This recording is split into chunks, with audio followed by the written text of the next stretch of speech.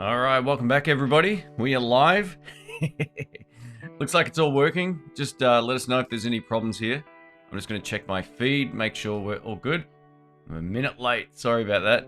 It's always something when you're live streaming. I got to fiddle around with stuff, make sure everything's working. Hopefully the audio's all good. Let us know if you can hear me fine and all that kind of stuff. That would be great. If there's any issues with the video or audio quality, if something's not loud enough, just let us know. So, yeah, all right, let's go into my live stream back end here, which I should have opened before. All right, looks like we are working, and that is that. So that's cool. All right, so I can see the comments. Comments are here, camera's here. If you see me looking over here, that's what's going on. All right, if anyone has any questions about anything, just let us know. I've been posting about 2 or 3 videos a week, so if you haven't seen any of those, click the bell. It's always a good thing. You get notified when I post stuff. Yeah, I've been putting a bit of extra work into some of these, like digital multi-effects processor pedals, digital modeling amplifiers, and putting together like a tutorial guide rather than just a tone sampler. I feel like that's, way more for folks who are, looking at getting the amp. So, yeah, if you're into any of that stuff, then click the bell. That'd be cool. All right, welcome everybody. We've got folks here already. Let me just move this across. Almost there. I'm almost there. All right, Ash Creek Studio is the first one to say. Comment here says, hello Shane, hello everyone. Greetings from Germany. It's 2:15 a.m. here, but I didn't want to miss your show. Hey, thank you for joining in, mate. That's awesome. That's super cool. Germany's, I guess Germany, Bavaria. Very cool. I've been to Germany, but I don't think that's the same place, right? Bavaria is somewhere else. So, very cool, mate. Thank you for joining in. And, yeah, if anyone has any questions about anything, I don't go in with a script with this stuff. I don't give you a big spiel. I am, though, going to share with you a couple of live clips recorded with an iPhone from a gig that we did. With this lineup, we haven't played with together in years, and it was good fun. It was just a blues jam host spot, and it went over pretty well. So I'll share a few of those with you guys in just a moment. But yeah, it's been good sort of playing with like great musos again. It's been really cool. All right, we've got Jamal here. Welcome, mate. Hope you're doing well. Everybody's favorite Texan, or one of, I guess. There's probably a few here, but welcome, mate. Thanks again for all of your support. We've got T-Bone here from Ohio, I guess that is, right? I don't know if that's somewhere else. Maybe there's a typo there, but welcome, mate. Ash Creek says, audio and video is brilliant. Hey, thank you. Super cool. Yeah, I've got a pretty good setup here. With this, it's simple, but the software does a lot of this sort of fancy stuff. So, yeah, I've got this echo cancel. I'll turn it off for a while I'm not sharing any other audio. And it should hopefully sound a bit better now. So let's try this. All right, Eddie from sunny Sydney, one of my favorite places to visit. Very cool. Man, Sydney's got such a good vibe. It always, like, yeah. I don't want to bum out all the Melburnians, but yes, Sydney's just, it's like going to a completely different place these days to Melbourne. All right, Kevin says, you sound great. Thanks, mate. That's awesome. We got Jason McDougall from Alabama. Awesome stuff. I've only been to Alabama along the coastline, that sort of Florida, Alabama coastline area. We drove over there years ago, and it was some of the best. I was shocked how nice those beaches were, man. I was, like, coming from Australia, I was like, wow, this is pretty special.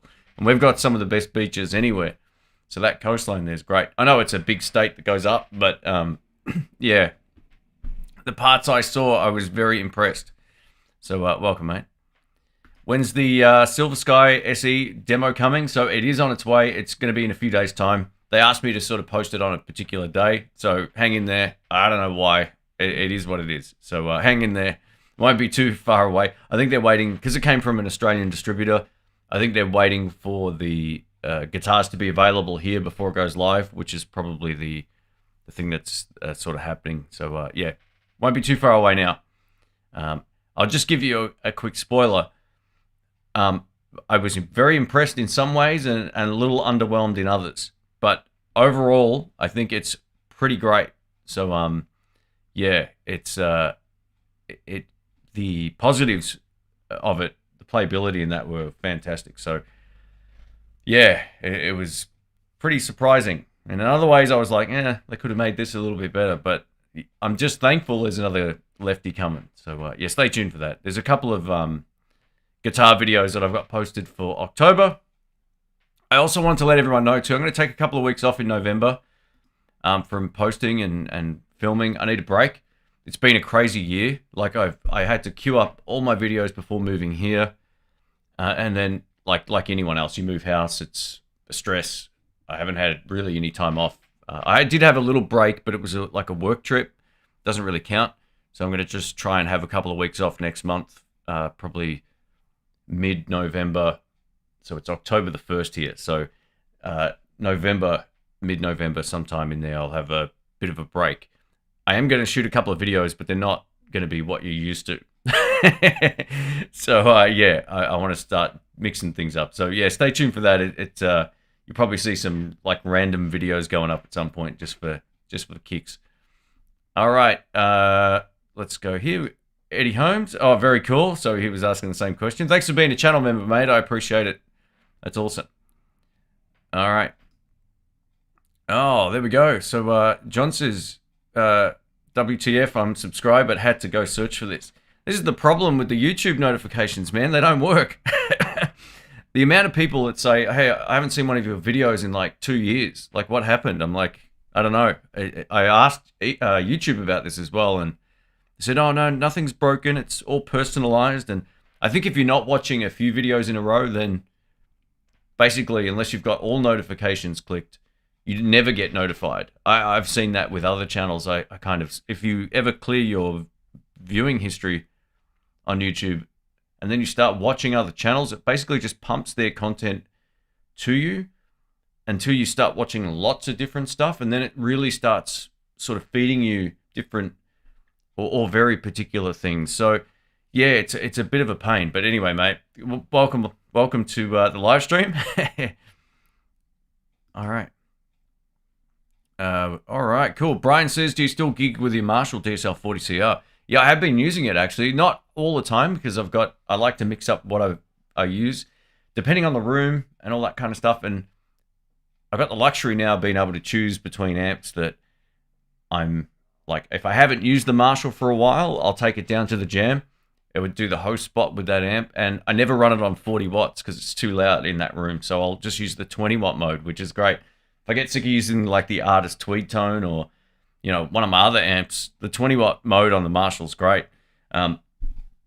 Excuse me, I did a gig a while back with the Marshall, and 40 watts is just so much fun. It really is. I've got a clip I'm going to share with you in just a moment, just a couple of quick clips here that was with the Peavey Classic 50. That amp's so versatile. Even on, like, I was running the master under half, so it was essentially running at like 20 watts. And the thing sounded so good in the room. It was so motivating to play. But the Marshall's still one of my favorite plug-and-play amps. If I'm not interested in running my pedal board and I've got a clip-on tuner, I'm good to go. Yeah, I'm never getting rid of that Marshall. That Marshall's like just an absolute monster. And it's maybe the most versatile amp out of all of the ones I've got, along with the Peavey Bandit. The Bandit's really versatile too. Bandit power. All right. There we go. Okay, very cool. Very cool. Sorry, I'm a bit dense with certain areas, so awesome.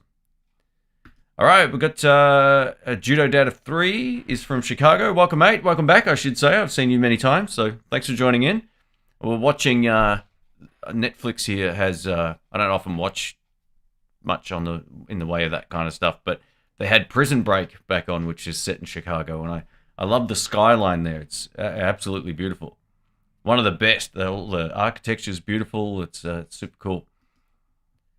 Have I ever played a Marshall Class 5 amp? Yeah, I have. I didn't really like that, to be honest. But at the time, I think I was recording through this little cabinet, and it wasn't great. So I think the trick with an amp like that is to put it through a pretty decent cabinet, and you're going to be in a much better place than I was back in the day. I think I had a really small speaker box. So if you get a chance to try one of those heads, get a 10 or a 12-inch speaker and you'll be in business. Any smaller, it's probably not going to sound very good. Or try a Marshall DSL5. Those things are so good, and they're small. They're a combo. You've got 2 channels, just very sort of versatile amp. And on the back, you can switch them down to, I think, 0.5 watts or something like that, or maybe even lower. There's a little power button on the back. Those things are great. Yeah, I can highly recommend them. I'm a big fan of like some of the lower watt Marshall amplifiers. They're super cool. Look, I got to say though, if I played a Marshall Class 5 amp now, I'd probably like it a lot more than I did. It was like 16 years ago or something, right? So it was a long time ago when they first came out. I tried one. But again, the recording cabinet I had sucked. And I think it tainted my opinion on that amplifier. So put that through a good speaker cab and you should be in business, is my recommendation. All right, we've got Michael from Georgetown, Ontario. Welcome, man. Hope you're doing well. Thanks for joining in. As I always say to everybody, thanks for joining in. I do appreciate it. All right, we got Dwight. Hey, man, how are you? I recognize you from Flowood, Mississippi. Wow, never heard of that place before. Very cool. Very cool. Mississippi's another place I've only seen a little bit of in the US, and it was great. Did a big road trip sort of through the states across the bottom, and yeah, it was fantastic. All right. Daniel says, just opened a youth center. I run for teens to come and jam with their bands. Oh, well done, man. That's awesome. A couple of groups coming through today. So pray I don't go deaf with the sound of 1,000 DS1s. Yeah. Yeah, that's probably everybody's first pedal, right? Something like that. So oh, that's great, man. Well done. That's a great thing to do. That's super cool. All right, T-Tone says, got out of bed. G'day. Welcome, mate. Yeah, I haven't been up. Well, actually, I've been up a few hours now, but my voice still doesn't sound like it because I just sit here and I'm not talking to anyone. So I always sound like I just woke up doing these things. All right, we've got Pete here as well. Welcome, mate. Awesome stuff. I didn't get the notification. If I didn't get the notification, I'd still be in bed. Okay, thanks, mate. All right. Gilbert is sick. I hope you're doing well, man. That sucks. Yeah, no one likes that. Rest up and get better soon. That's all right. We'll get into the oh, I just missed. Oh, my chat just moved. Where are we at here? Where are we at? Here we are. Hey, Will's back. Welcome, mate. He says, hey, from Georgia Shame, just got our power back on yesterday. It's been out for 3. Overall, we have nothing to complain about in the grand scheme of things. Did you have like a problem with a hurricane there? Is that what that was? I heard something about it over the last couple of weeks online from different YouTube channels, but well, the last week I should say, maybe not weeks, but yeah, hopefully everyone's all right. Far out. Hey, we got Ben. Welcome, mate. The rock star himself is in the house. So thanks for joining in, mate. If you haven't seen Ben play guitar, check out a few of the artist guitar videos I posted recently. He's a wizard. One take wonder smartass. It's awesome. G Money from Colorado. All right, cool. I'm gonna have a jam with Ben coming up again soon. So I think maybe the next time we do one of these live guest spot things somewhere, we'll see if we can get him along. He's a monster. All right. Kane says, first time catching you live. I'm from Akron, Ohio. Very cool. I like the name of that place. It sounds great. I don't know nothing about it, but it sounds cool. All right, what do I think about Nuix? I have a few effects pedals from Nuix, and I think they're really not that bad. I think they're great. I'm a big fan of their practice amps. I've been using them for years on the channel. I've been showcasing them, and I think they're like one of the best value for money companies out there when it comes to gear. The practice amps, the desktop ones especially, are like phenomenal. But now they're making much larger sort of practice amps to compete with the Katana. And they're great. Like before this gig I'm going to show you a clip of coming up, I've been using it all week for practice on 0.5 watts, I think it is. And it sounds killer. It really does sound killer. It's actually in the backline amps right here at the moment. So, yeah, I think they make good stuff. Their pedals are fine. A good friend of mine just bought a dual overdrive pedal from Nuix. Pretty sure it was a dual overdrive, or it might have been a boost and an overdrive or something. But yeah, all the stuff I've tested from them, they're one of the few companies that doesn't make you pay to play. So you buy a digital modeling amp, you don't have to buy extra stuff if you want to get certain features. It's provided the app works with the older amplifiers, the newer amplifiers.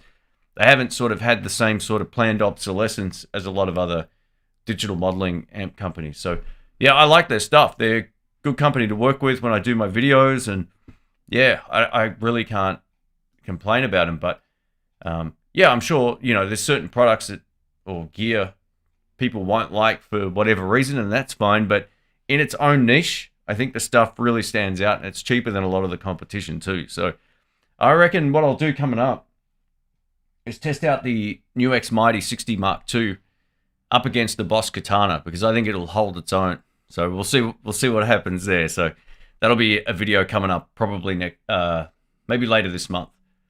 I got to start getting back to Sky Music and borrowing stuff again. I've had such a backlog of stuff to finish, and they've been like really time-consuming projects. So now that those are mostly out of the way, I'll be able to sort of get back to doing some, just my regular videos that don't take 3 days.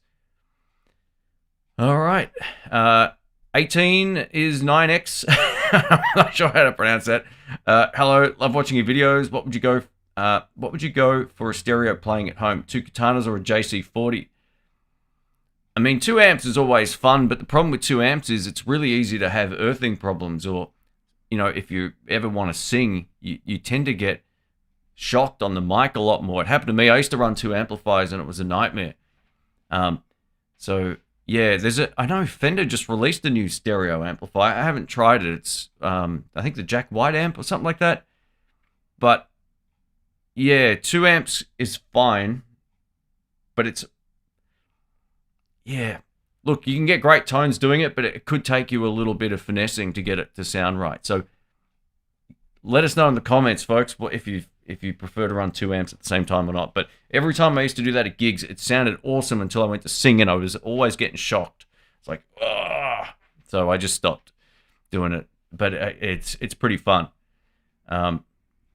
With the way things have changed now, with all the gear that's available, this was going back years and years and years. Probably right around the same time I started posting on YouTube, I was trying to get a stereo rig sorted.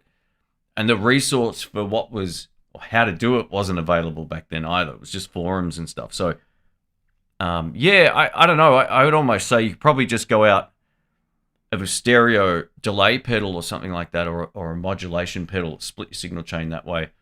I remember having to use like a DI box back in the day to get one of the earth loops sorted. So, yeah, it's a bit tricky. It's a bit tricky. I don't think it's always as easy as it should be to get a good stereo setup working properly. Rob says, NUX is really awesome. Agreed. All right. Yeah, I think they're great value. Absolutely.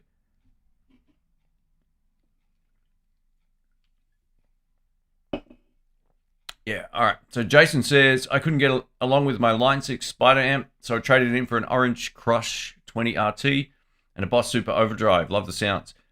Yeah, I mean, it's a different experience, right? You're using a pedal into most likely a clean channel.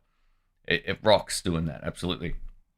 Not all digital modeling stuff is great, but not all of it is bad. There's plenty of great amps that give you a pretty solid sound in today's world, but yeah, it's hard to still beat. This is why I was talking about transistor amps and solid-state amplifiers a little while ago. Plugging my pedal board into the clean channel of the Bandit is unmatched. It's great. It sounds every bit as good as my other amplifiers back here. Excuse me. All right. Joyo or NUX? Yeah, I think, look, Joyo are more targeted towards single analog individual pedals at a good price. NUX make more elaborate stuff on the most part. I like the Joyo Bant Amp series of amplifiers. I think they're great, but they still require you to get a pretty decent cabinet to make the most out of those. But yeah, they sort of make different things. Like NUX really don't make little tube heads like that, or at least not to my knowledge anyway. So yeah, they're both they've both got their place. It just sort of, I think Nuix would be slightly more high end with their pedals, and the amplifier range is a little bit different, which is good. All right, Russell says, hey Shane, coming to you from Denver, Colorado. Oh, beautiful stuff. Any opinions on the Quilter Aviator Mark III? I just traded out my Toemaster Twin. Ouch, because the Quilter seems to have a great tone at 21 pounds. Look, I haven't played enough Quilter gear to really give you a good opinion on it. A good opinion on it. I was meant to try to say there. I think, you know, some people rave about their stuff being like really good, but it's also expensive. I always sort of feel like you can get pretty much the same sound out of less expensive second-hand amps, but I haven't played them all, and I know some of them are way more versatile now with the Quilter amps than a lot of the older solid-state amplifiers. So, yeah, I've had opportunities to test them.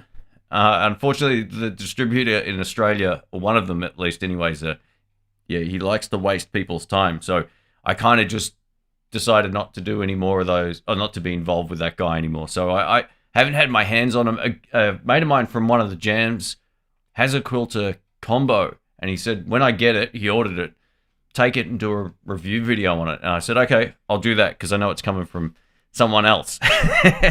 So stay tuned. I'll probably have at least one Quilter amp combo coming up before the end of the year, if it all goes to plan. So yeah, I don't sort of like actively avoid testing any amp if it fits in with what I do, but I actively avoid people that waste my time when it comes to the back end of all the stuff I do. So that's why you don't see any of their stuff currently on the channel. But that said, if I end up traveling somewhere and there's a few Quilters around, I'll give them a go. But yeah, unfortunately, I can't really say like one is better than the other there because I haven't really tested the Quilter. Oh no, John's at work. Sorry, mate. That's a huge bummer. Next live stream, I'll try and do it a little bit later in the day if it works out time wise for everybody. I just don't want to leave it too late. If I leave it too late, it's a nightmare. All right, I'm looking for a Peavey Prowler. It's available and only $350 US. Oh, that's cool. Let's have a look at this one. I don't know if I know this one. Let's have a look. Peavey Prowler. All right, let's see if... Yeah, I don't know this amp. How do I do this again? Is this it? All right, here we go. All right, let's have a look. Peavey Prowler. There it is. It looks like a Studio Pro. Very cool. Yeah, that's an amp I'm completely unfamiliar with, so thanks for the heads up. I don't know if you could hear me then, actually, so if the audio dropped out, I apologize. But I was just saying it looks like a Peavey Studio Pro 112. Something similar to that anyway. Very cool. Awesome. All right. Yeah, you can get a good deal on the used Peavey stuff. I mean, my most recent Peavey Bandit back here was 275 Australian dollars, which is about 200 US. They're kind of... You can sometimes get them for a great deal, and other times they're way overpriced. You've just got to try if you're not in a rush, it's easy to get a good deal. And probably the same with that one too. Yeah. If you know much about it, man, let us know, because it's not something that I'm completely unfamiliar with that Peavey. So it's crazy. All right. I love my little Fender Mustang LT25. Very cool. I don't think I've actually tried that one. That might be the only Mustang that I didn't get my hands on. John says, I saw the Explorer on your Instagram stories a couple of days ago. Well, after your video, still thinking about it. Oh, I was never considering like buying that guitar for me. It would be sitting in a case a lot of the time. It was beautiful, but I've got a Flying V, and that's one crazy guitar enough right now. That guitar played better. It played better than my Gibson, and it had a bigger neck. But it's not the kind of shape that I don't know. Flying V's are about as weird as I can get for what I do. But I mean, a beautiful guitar, man. It was the most impressive Epiphone I've ever played and seen. The whole case and everything was beautiful. All right, Tele. Easy. It's an easy question. You know, sometimes I go through this sort of strat phase from time to time where I'm playing it, but I go back to my Tele, especially the 52 with the Danny Gatton pickups, and it's like, this is the best. So yeah, no problems there in terms of picking one. Anyway, let us know what you guys think in the comments if you're a Strat or Tele player. Speaking of which, one of my favorite guitars is my Kiesel, the Johnny Highland style thing that I've got with the single coils. That thing absolutely kills. So yeah, I want to show you guys a couple of live clips here. Just, they're only like 30 seconds or whatever. You can, hopefully it works. I've never shared a video on this streaming thing before, so hopefully it works. But I'll want to share with you just a quick clip. So none of this was rehearsed. It was just a blues set, and I got to play with my old drummer Mark, who's like, is the best. He's one of the best. It's like great dynamics, great feel, and we brought the volume so far down that like people were laughing. Like it was almost like that. There was nowhere to go on the volume controls. Like if you breathed on it, there was no volume. And I thought I'll share this with you because a lot of the time you go to blues jams, everyone's just smashing away and everyone's playing chords at 100% volume, and it was just a good moment. So I thought I'd share this with you. And there's 2 videos queued up. I'll play one, and then we'll come back, and hopefully this is the right video anyway. But here we go. Let's see if this works. I'll just use this echo cancellation thing. All right.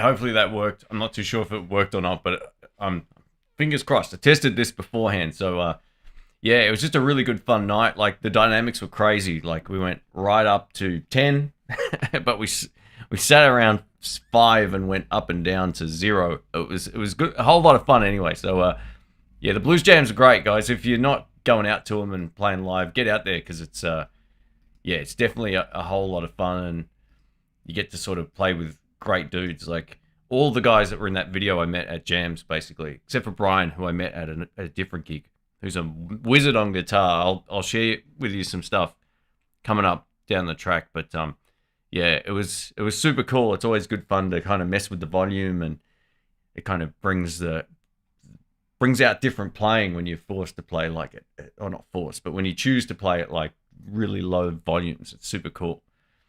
And that guitar, by the way, is like my favorite. It's that and the humbucker one. We're talking about Strats and Teles just before. That thing's an absolute beast. All right, let's go back down here. Hey, Johnny G, welcome, man. Hope you're doing well. Thanks for joining in. Super cool. All right, we've got change. Oh, hey, welcome back, man. How you doing? Sorry, I just had a drink off camera. I got my my coffee here. I don't drink coffee, but I always drink fizzy drinks, which are the worst things to drink right before you you go live. He says, I got myself an Achilles Zephyr 15 Princeton clone. Very cool, man. Yeah, I mean, he makes arguably the best sort of like Fender clone amps, you know, that I'm aware of. I think Lucas Miles is another one that does sort of Fender clone stuff. But yeah, very cool, mate. Well done. What would be my secret modeling favorite? Fender Headrush Line 6 Fractal Audio. Kemper. I'll tell you why. There's others that are similar to that now. They've been out for 14 years and they're still selling the same unit, which I love. So the firmware support keeps coming every year or so. And the main reason why I love it is because you can get your own sound out of it. You don't have to just pick from 50 different amp models. So you mic up your gear, you basically hit record on the Kemper. It's this weird process, and that's the sound you get. So if you're playing clean, you'll get the clean sound. If you're using a pedal in the signal chain, it will give you that. It's super cool. So Kemper is definitely my favorite. It took me a while to really appreciate the Kemper. I had one a while back, and I don't think I really knew what I was doing with it. And I was trying to maybe like think of it in a different sort of way. Now all I do is I get the sound of my gear, and that's it. And I keep it very simple, and I love its simplicity. So I would say the Kemper is, yeah, I like it way more than the Fender Toadmaster Pro and all the other ones. I'm not a big fan of, for my use at least anyway, I'm not a huge fan of like flat sort of pedal board multi-effects pedals. I find like head units a little bit easier for the studio. Being that I'm not going to be taking them out and playing them live, the sort of head units are a little bit easier for me. Yeah, but if you're playing live, you might prefer the foot sort of unit thing. But yeah, it all comes down to what you like and prefer for your setup. For those using like a digital multi-effects processor pedal in the effects loop of an amp live, then the floor unit will make way more sense, right? So yeah, there's no right or wrong with that. But yeah, the Kemper is definitely my favorite. All right. I also traded my Jazzmaster, and the other reason too, like because one unit has stuck around for like 14 years, it goes to show you that if that hardware is still relevant in 2024, then it's already at its, I would assume it's already almost at its limits in terms of what digital multi-effects processing can do, right? So yeah, I like the fact they just have supported that unit for so long. I think it's a good sign. You know, companies like Boss, they're going to incrementally change the Boss Katana every second year for the next 10 years because it's a huge cash grab for them. And oh, we've got this new thing, we've got this new thing, we've got this new thing. Kemper just sell one head and they update the firmware. I love that. I wish more amp companies did that. Anyway, rant over. Russell said, I traded my Jazzmaster in for an American Pro 2 Strat. I dig the traditional sounds, but what are your thoughts on humbuckers for the bridge pickup? Since I have a Tele, maybe go for a change. I mean, Strat and a Tele bridge pickup do sound very different. The Tele will have more oomph and sort of like a big fat sound, but there's a sting to a good Strat bridge pickup. But I don't have a problem with people putting a humbucker in the bridge of a Strat. I think that's kind of cool, but yeah, I would play it pretty safe if you're going to change it. Change it over to something that's a known, like a Seymour Duncan or something, because some humbuckers out there, it's a bit of a rabbit hole. So just find out what's a popular sort of humbucker for the kind of thing you're playing and go from there. Because yeah, you can, once you start going down the rabbit hole for any pickup, it can be pretty daunting. So yeah, but very cool, mate. I think you did the right thing. I mean, the American Pro 2 Strat, I think it's a much more playable guitar between you and me. Very cool. All right, so we've got a Strat fan in the house here. Not just for your head, mate, but since you started singing the praises of the Bandit, the market had spasmed higher prices. People take your advice seriously, brother. Remember what you say. Thanks, mate. I mean, I've been a big fan of those since I started my channel. I think one of my first videos was a Peavey Bandit, right? So I haven't changed much over the last sort of 15 or 16 years or however long that was ago. But yeah, back before YouTube was even a thing, I was just posting videos of gear that I bought and sold, and not sold, but bought. Then I sold stuff, bought new stuff. not really thinking too much of it at the time. And yeah, the Bandits are still one of my favorite amps all these years later. I try to deny it occasionally. I get into the, someone will get in my head saying, oh, why don't you just play one of your other amps? And I'm like, yeah, you're right. I'll just get rid of it. And then a few months later, I want another one. So yeah, I guess the market can go up and down depending on a few factors. But yeah, there's definitely once something gets hype behind it, like those Digitech pedals that were out of, JHS did a video on the Bad Monkey pedal. I had one of those years ago. It wasn't worth the asking price that a lot of people were saying. It was good, but it wasn't. They went from like a $50 second-hand pedal up to like $400. It's like, yeah, good luck with that. People are smart. I'm hoping people are smart enough to know not to buy it through the hype. That's why you just got to keep an eye out for stuff. Like I said earlier, if you're in a rush to buy something, you'll pay more. If you're not, and you can hold out and you find the right one, easy. But thank you, mate. You have to have the wiggle stick, so Strat. Yeah, okay. Very cool. All right. Let's... Oh, here we go. Jamal says, hopefully you'll try one of those Hendrix Epiphone Flying Vs. I'm at Southpaw Guitar. I hope Southpaw Guitars get them in stock. I prefer to support independent shops instead of buying it online. Yeah, that's cool, man. That's great. Yeah.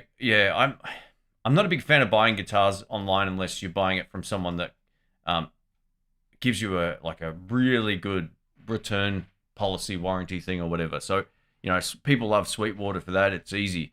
But in Australia, it's not as easy as that. So I tend to go in and play a lot of my guitars and make sure that I'm getting the one that I'm happy with. And if I get a chance to try one of those, mate, I'm definitely going to do it because I'm almost tipping Sky Music will get one at some point. They do support lefties, which is great. They have quite a number of lefties in there. They've actually got a Reverend guitar in there as a lefty that I want to check out as well.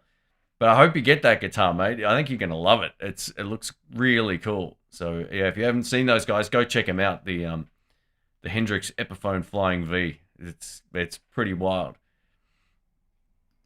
Next time I play there, mate, I'll put a thing up on Instagram. I didn't even think to do it, to be honest. It was one of those things that it came up out of nowhere almost, and it felt like, even though I booked it months ago, it was it was one of those things where I didn't really think to promote it. I'm not gigging like I used to, so we just showed up and played, basically. But yeah.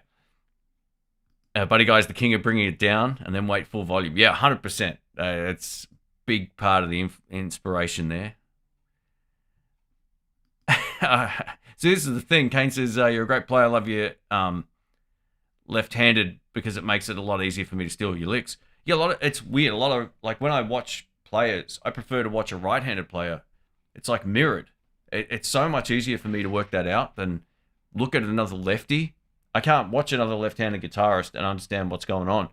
But if I'm watching a right-handed player, it's exactly facing me. It's so much easier for my brain to, interpolate that. So, yeah. Oh, that's good. I'm glad. Yeah, I've always wondered about right-handed players. I always thought it would be easier for people if they were the opposite to be able to steal their licks, right? Or to find out what's going on. At least that's how my brain works anyway. Maybe because I always thought it was maybe because I'm a lefty and all I see mostly is right-handed players. So I'm just used to seeing it. But yeah, I was like, this is so much easier if I've got a right-handed player on screen. It's a mirror. It's great. Oh, there he is. Aaron Short, man. How are you, mate? Hope you're doing well. Just got back from the Guitar Summit. Amazing show. Oh, that's great. I'm glad it went well, man. I've seen some videos and stuff on Instagram with that, so it looked like a good show. I had a few companies say, oh, you're going to be heading over to check out the booth and all this. I was like, it's a long way for me. But no, hopefully in a couple of, maybe next year or the year after, or if they've got it on, I'll try and get to one at some point. I might actually go to NAMM this coming year. I'm sort of on the fence about it. It'll be more for the experience of it. Like, it doesn't really offer me much in terms of I don't know what you want to call it. It's sort of the content side of it won't be amazing, I don't think, but it'll be a good experience to go because I've never been. So I've tried to avoid guitar shows like that because the European ones look awesome. They look much less busy or a lot sort of maybe smaller than NAMM, which appeals to me too. So yeah, doing well, man. Hope you're doing well. Thanks for joining in, and yeah, I hope the Guitar Summit went well. All right, have a 2004 G&L ASAT Blues Boy, which is great. That's a great guitar, man. But I find the ashtray bridge to be slightly too high and it screws up my string dampening. You can probably get that changed, right? Couldn't you just get a flat one put on? I'm sure you'd be able to find like one of those modern ones without the edges if it's a problem. I used to have one of those actually, not the Blues Boy, but just the regular Tele, and it was a great guitar. You know, back in the, I sold a few guitars that I kind of regret based on financial decisions at the time, and yeah, I kind of regret getting rid of mine. And yeah, if I would like one of those guitars. The Blues Boy guitars are killer. Kemper is king. yeah, it's just like the longevity thing. How can you beat it, right? Like a lot of companies will bring out digital modeling amps that are follow-ons to prior versions, and they're not as good. It's like, how does it get worse? Because things are getting cheaper and more like disposable, except for Kemper and except for a few of these other brands where they continue to make good hardware and not junk. So yeah, I kind of like Kemper because they're also like the innovator of the tech. They're not the third generation from someone else. I really like that about them. They kind of were the guys that, yeah, that innovated that whole, here's your tone, let's replicate it. I love it. I've been hearing the new Kemper effects compared to Strymon. That the new, yeah. Is there something that I've missed? I'm not too sure, but yeah, like I tested their player, I think it's called. It's like a little pedal, and that thing's, if you've already got a Kemper and you've already like profiled all your tones, that's who that's for. I don't know if there's something else I'm missing here, mate, but welcome, if I didn't say hi before. Hope you're doing well. Thanks for being a channel member, mate, for all this time. That's awesome. All right, I'll show you one more clip here. I'm going to have a quick drink while this is playing. But this next one's, you know what? I'm not sure what it is. I think it's like a slow blues or something. But anyway, let's have a look at this, and I'll be back in just a sec. How do I remove this? Boom. All right, here we go.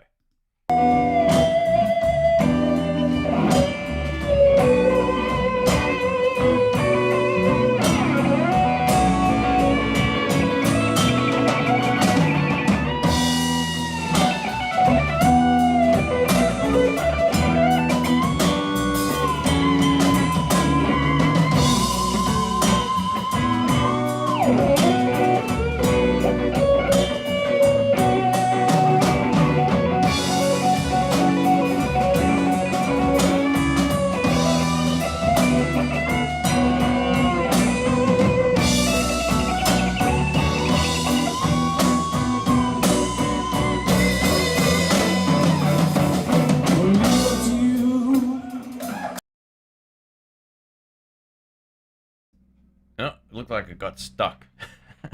But anyway, yeah, so that was just another little clip there from the little jam session we did the other day at one of the blues clubs here. It was good fun.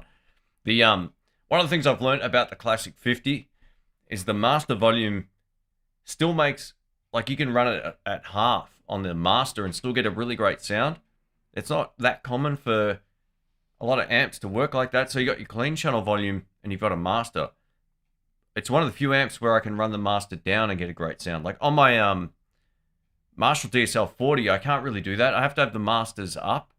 Otherwise, the amp just kind of like loses its like live tone. It really doesn't sound as good.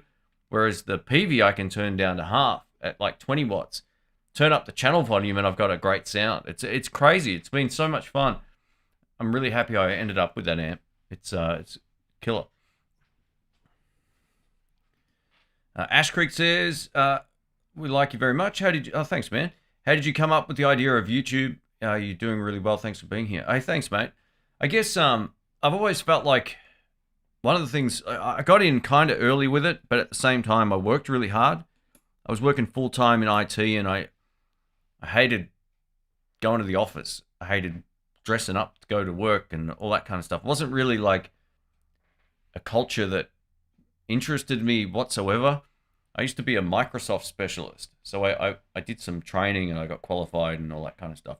Not like high level or anything, but yeah, I was certified in a few different areas. And I always thought I would be into computers, but my passion was always music and cameras and filming. And like since I was a kid, I've always loved music, like listening to it.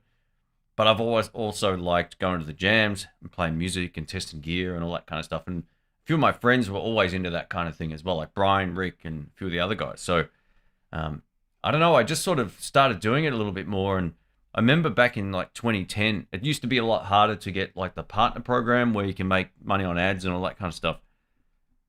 And it was one of those decisions where I thought, all right, so I made $3 one day, and I thought, how do I turn this into an income without just doing things I wasn't interested in?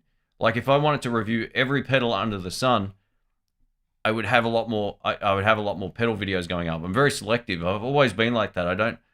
Early on, I reviewed anything I could get from my friends, but once it started kind of working and the views went up and all that kind of stuff, I said, I don't want to turn this into like a day job where I'm obligated to work with a distributor who gives me stuff to review. Like, that's not fun.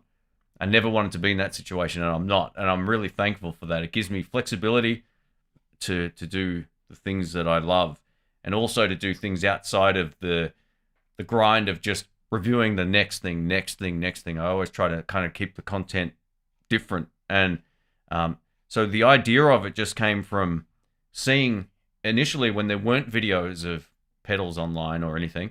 There was none. I think I put the first Behringer pedal video online, the first Seymour Duncan pedal, and all these kind of things back in the day.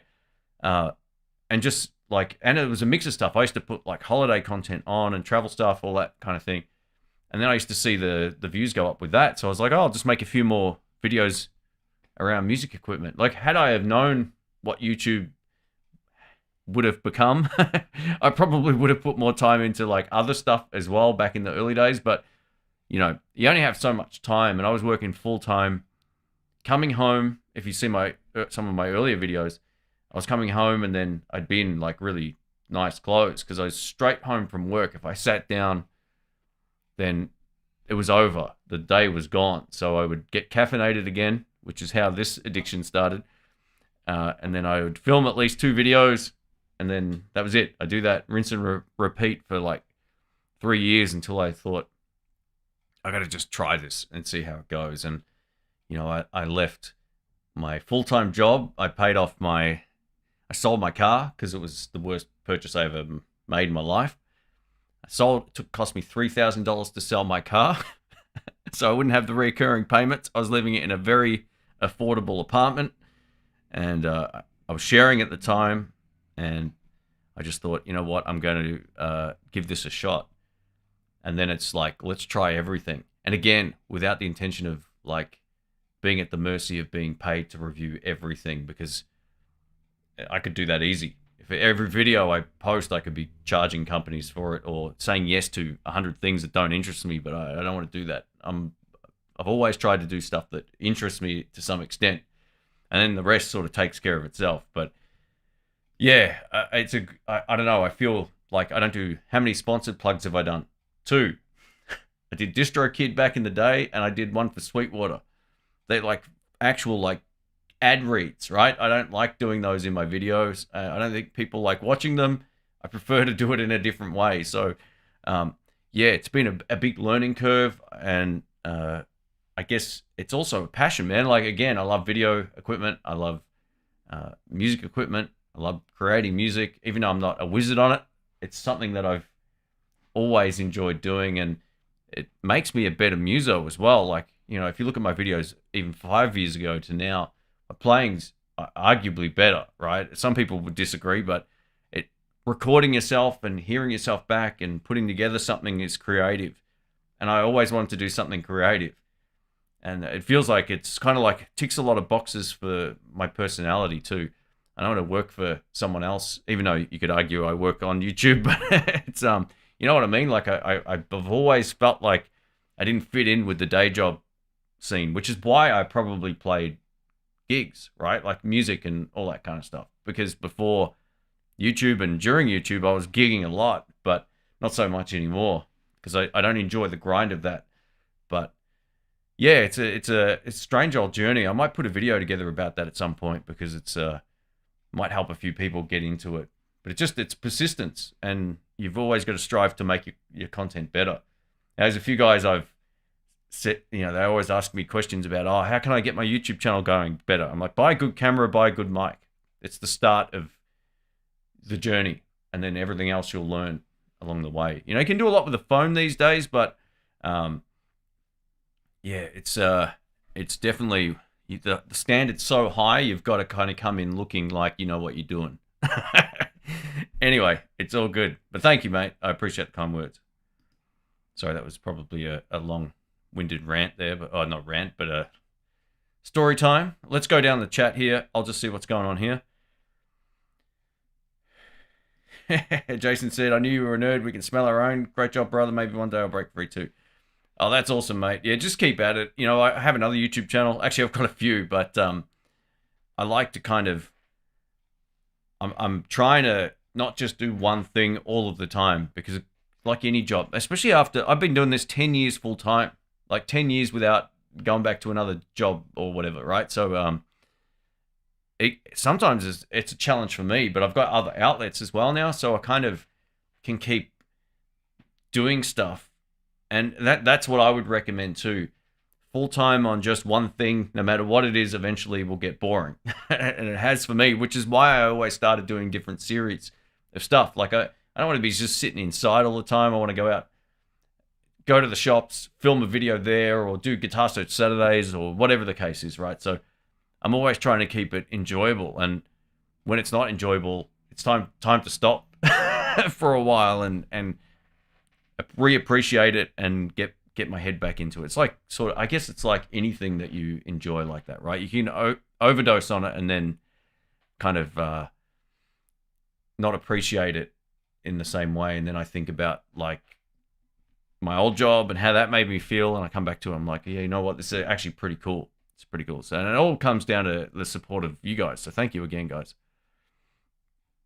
Keyshaw Baby gets a t-shirt. Yeah, you're right about that, man. It's funny. I wasn't really thinking about it. Rick bought me that t-shirt from Ireland, I'm going to say. I think it was Ireland. No, it was from London. He went to London, went to one of the Gibson stores there, and that's from there. But yeah, it was. Oh no, he bought it from a different music shop, but he's there anyway. Rick's overseas at the moment. He might already be back. I'm not too sure, but he went to the new Gibson factory, or the Gibson shop in England, and it looks super cool. So yeah, it's where they spin the guitars around on the racks. But yeah, you got to keep the yeah, playing 4 different brands. That's crazy. Anyway. All right. All right. We'll probably go for an hour today. I'll timestamp all the stuff, and 6/8 blues, man. You can't go wrong with a 6/8 blues. That's the feel. Let me guess. Brian is playing a Squire. You know what? I should show you a bit of Brian's playing on a video. There's one video I've got, but it's a little too long to share, unfortunately. But he's absolutely ripping because it's a full song. But maybe I can put that up in a different video at some point. Man, his playing is so good. Doesn't matter what he plays, man. He owns a Squire. He's got a blue Squire, and the thing is just unbelievable. But I think that one actually is his 57 reissue, that Stratocaster. Hot take, all the time we spend obsessing over gear would be better spent playing music. And that goes for everything. 100%. Like, you know, camera equipment or anything that you do, or gym equipment or whatever. It's like, get out there and use the stuff and enjoy it. And I always sort of felt like, especially over the last few years, like none of the stuff matters that much anymore. It's all so good. Doesn't matter if you're spending like $200 or $300 on a guitar or $1,000. The difference is almost non-existent anymore. Like, excuse me, you look at a Squier or a Harley Benson, and you put it up against something, or an artist guitar, and you put it up against a Fender made in Mexico guitar. Sure, there's going to be a few differences in the look and the feel and all that kind of stuff, but you can get just as great tones out of any of these things now, and it comes down to being able to play. The amps are getting very similar too, to the point where obviously there's amps that appeal to you on different levels, but yeah, the best enhancement to your tone is practice, and that's exactly what it is. You practice a bit, and you get to know the feel and the response of your gear. It doesn't matter like it used to. Absolutely. All right, Buzz says, referring to the effects that come on the Kemper unit, I haven't updated mine in a while. The effects used to be the biggest complaint about the Kempers. Yeah, now they've got like spring reverb. I think they were kind of like limited on a few of the basic effects, but now there's all like tube screamers, clones, and all kinds of stuff already in there, and they're profiled. So yeah, you get the sound of that, whatever amp you've got, and you can actually turn on and off those effects, which is good, and they're actually like profiled pedals, not digital recreations of them, which is pretty cool. So yeah, I keep mine really simple. Like I think I've got a digital or an analog delay on all of the presets. It's all the same. I'm either using a spring or a plate reverb or something like that. It's pretty simple. And on a couple of the clean ones, I've added a tube screamer. So I keep mine dirt simple. And yeah, I would update it, man. I think the updates are pretty good. I almost feel like it could just be me because I wasn't a huge fan of my old one, but I feel like I'm appreciating what this can do so much more now than I did back in the day. So give it a shot. I think it actually sounds better. Rick came over and we profiled his amps, and he was like, "This is unbelievable!" Like he's gassing for a Kemper now. It's yeah, it's different because it can capture your sound instead of the sound of you know, a digital recreation. I really like that. All right, I just had to turn my echo cancellation back on because of the cars outside here. Do I like making YouTube videos? Yes, of course. 3,000 videos on this channel. I've got a couple of hundred on one of my other ones, and a couple of probably 100 on another one. So yes, I wouldn't do it otherwise. I would find something else to do if I didn't enjoy it whatsoever. Look, the process, everyone looks at things in a different way. My goal is to create something I'm happy with at the end of a video.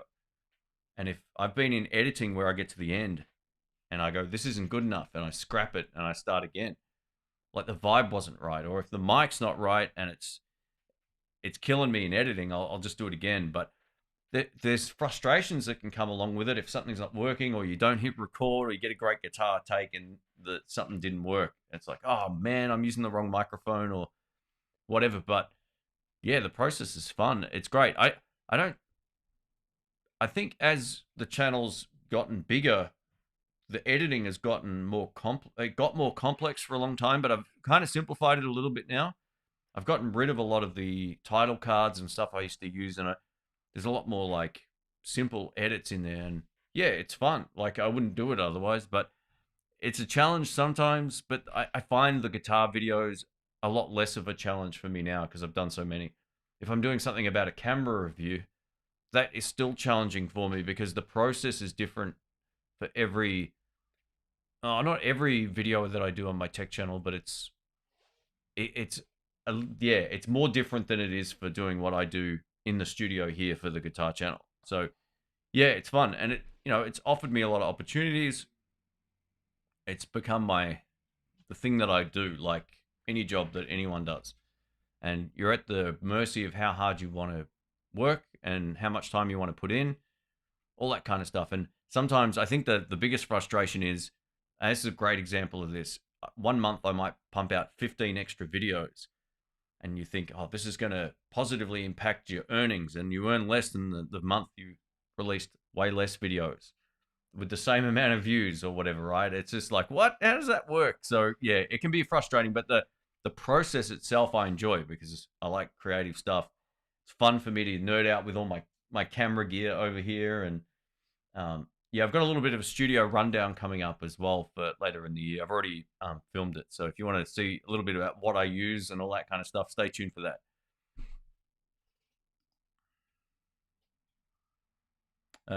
When you get a chance, ask Dr. Rick about good hand exercises. 26 years of loading bags on planes, being 50 years old. Oh, wow. Yeah, okay, man. Far out. Oh, yeah, I'm not sure if he's back yet or not, but yeah, that's like a repetitive strain injury kind of thing by the sounds of it, mate. Not that I know anything, but yeah, that's crazy. I'll see what I can do, mate.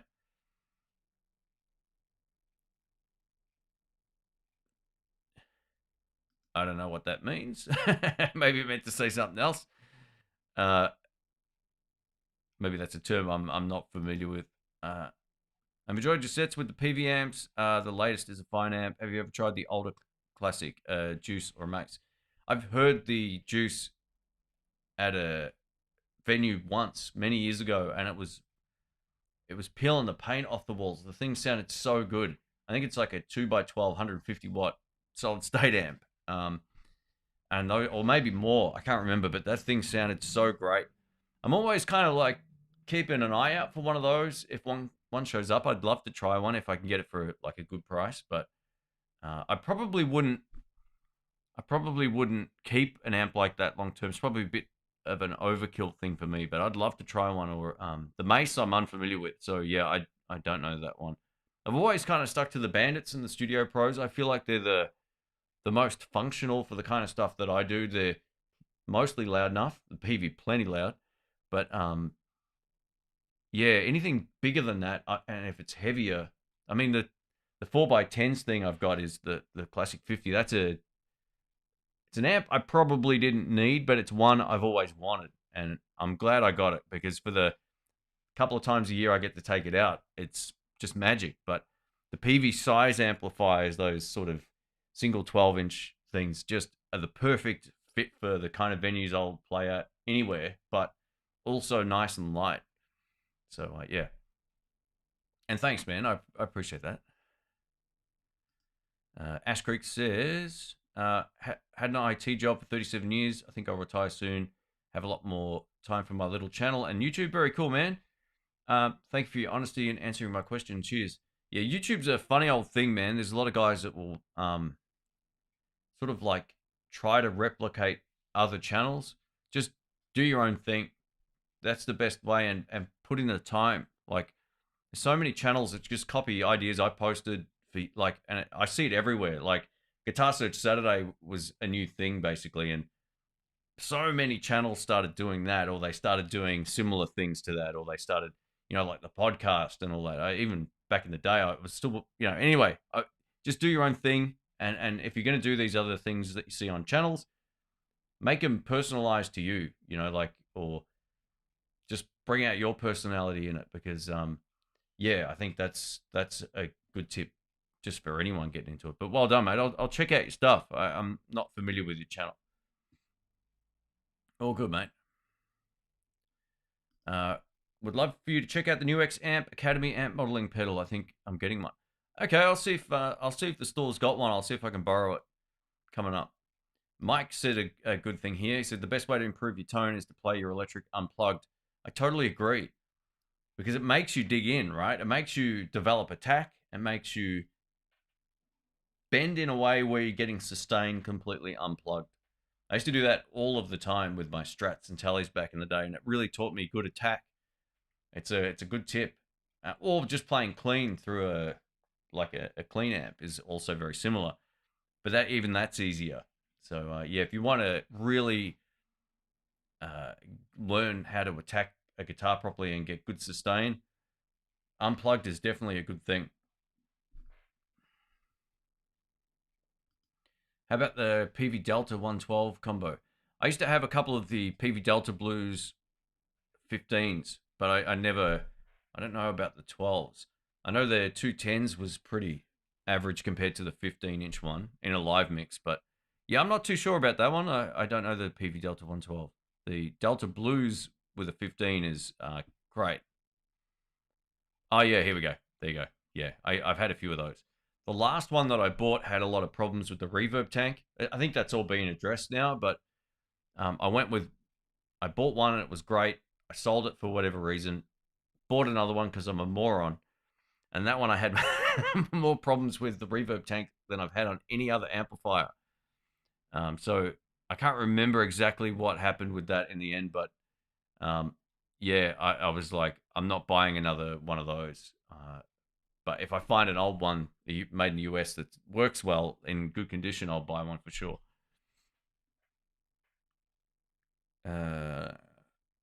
What amp sounds like the Marshall BB2 pedal? Blues Breaker. Yeah, I mean, that's what it's based on, right? The Blues Breaker. So, yeah, it would be something like that or the... what's the other one that's similar? Let's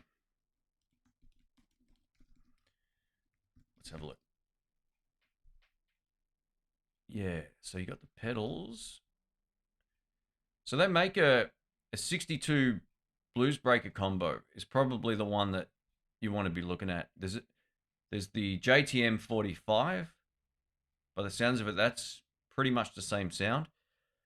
The pedals always give you generally a little bit more gain at an easier volume, right? So you kind of got to weigh that up. But yeah, that's probably a good place to start. Have a look at those two.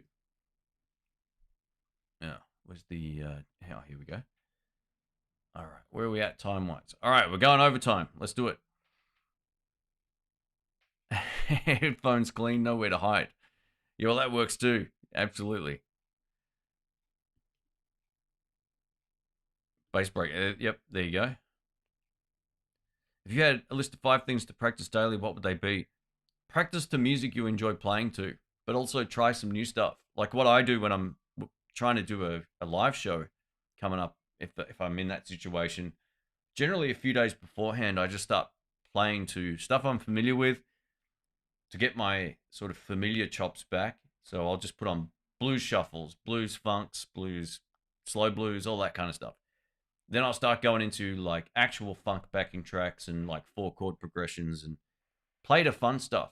You know, playing to a metronome is boring. Like no one should be doing that unless you're really trying to work on a particular speed run or something like that. But if you want to have fun, just play to the music you enjoy and then find other styles because it gets you thinking a little bit differently. And that's usually, there's this thing you go through when you play guitar where you're playing a lot of the stuff you know, but as soon as you sort of start playing to different music, it really makes things come out differently in your playing, and that translates back to the styles of music you're familiar with. So some of the stuff I was playing the other night came from, I think, playing a wide selection of music tunes. I was trying everything, like fusion jams and all kinds of different stuff on YouTube, and the backing tracks are so good. And I would also say if you're learning a lick, learn it so you can play it, you know, in any situation across any feel and make it fit. And that takes a bit of wrangling. Like if you learn a shuffle lick, see if you can play it over a slow blues, see if you can play it over a funk and make it fit and adjust the tempo of it. Those are important things too. I think most people learn licks and then when they get into, like, I see this all the time. There's guys that know how to play Sultans of Swing at a particular tempo or whatever. And then when the song at a jam night or a gig is slightly faster or slower, they're a mess. So you've got to be able to sort of accommodate a little bit with how you're playing. And some people get stuck playing it in a particular way, irrespective of what's going on around them. So yeah, try play licks at different. Learn one lick until you can't bear to listen to it anymore, and it'll be ingrained in here. And then try it over everything. That's what I usually do. If I learn a new lick, I'm trying it over. Oh, does it work here? Does it work there? Can I play it over this feel, that feel? And those things will make you a much better player too. Yeah. Anyway, I don't know if that's 5, but that's a few things to think about anyway. And I should also point out, like, if you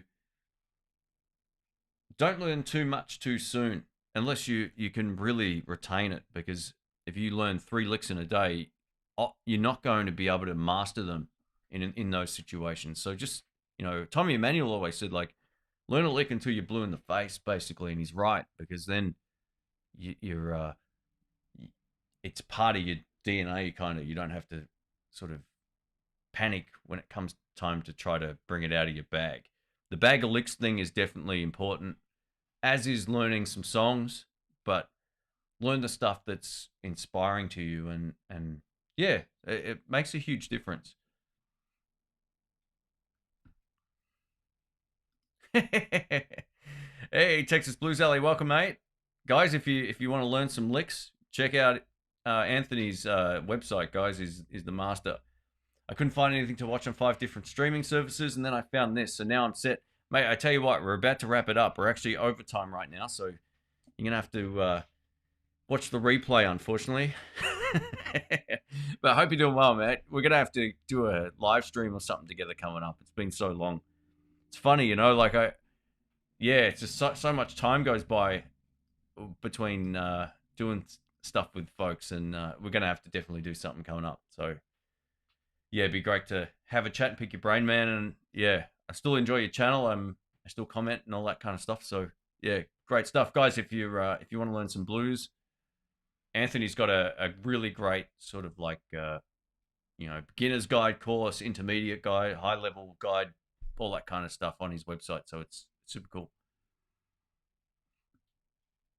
All right, everyone's saying hi here. Awesome, awesome, awesome. 78 here and only 29 thumbs up. Come on, folks, love the show. Come on, guys. Yeah, that's not. Let's get it going. Oh, it says 54 on my side, but let's see if we can get it to like 70. That would be great. Then we'll sign it off. I'll timestamp this up after the fact, and then I'll go eat some lunch after that. All right, guys. Thanks again. Thanks again for watching. Thanks again for listening. And sorry we're out of here already, Anthony, but that's just how it works. Been streaming for over an hour. Yeah, we're doing well, mate. We're doing well. Everything's good here. Thanks for joining in. And yeah, I loved your left-handed video, man. That was so funny. So many people say, like, why don't you play right-handed guitars upside down? I know Jamal can do that, but if you're not used to it, all you do is just knock your tone and volume controls all day with your forearm. It's brutal. So I really appreciated that video, mate. I think I shared it for you as well. So it was super cool. All right, guys. Thank you again. Thanks for joining in. And I'll try and do another live stream sometime next week. So stay tuned for that. I'll post it up. I'll schedule it up ahead of time. Click the bell too if you like. There's members that don't get notified. I don't know how that works on YouTube, but anyway, that would be super cool. And I'll catch you on the next one. I'll catch you soon. See ya.